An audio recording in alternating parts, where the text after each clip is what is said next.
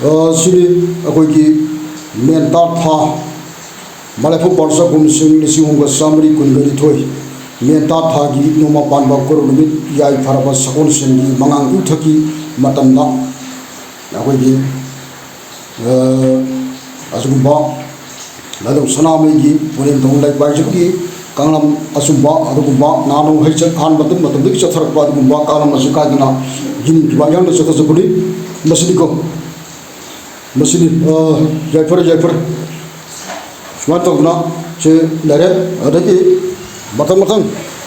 masi akoigi imai muinu haidana lariba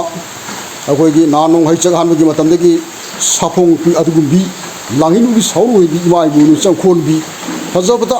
imai muinu degi hena leitre haiba adugumba laram len miram len kiram len da imai muinu degi hembo leitre haiba adugumba lai changkhon bi lai argi mati bi haidana lairu haine khangri bi imai muinu punga mairing bi haine khangri bi imani masi ima je menta thagi na dung sana mai na akoigi thom tobaki matungina imai muinu su leiba masi gi matang da punga mairing drabadi jumnate punga lai taba jumnate madu use oyagi sanga gi jumni aduna punga mairing babu jum haine khangni masini ko jaipore aro message da arage sumlaga masina akoigi message singu moran ba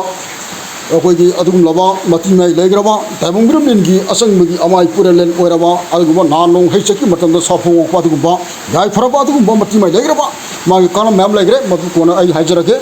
masini masi smai tokna akoigi somlakwa masina akoigi lablen ka haidin leiba message da akoina lablen ka che message da akoigi ima teret legani hai ima teret se masi akoigi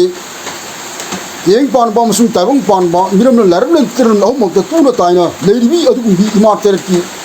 masi mo phapni masi ima ter ki khubam aseng ba nanu haichaki matam da akoi ki sapong pi adu bi ima ter ni masi jai pare aur message da akona sum lak pasina masi sum chat pasina akoi adu ba kalam akoi ki masi kenone jaipur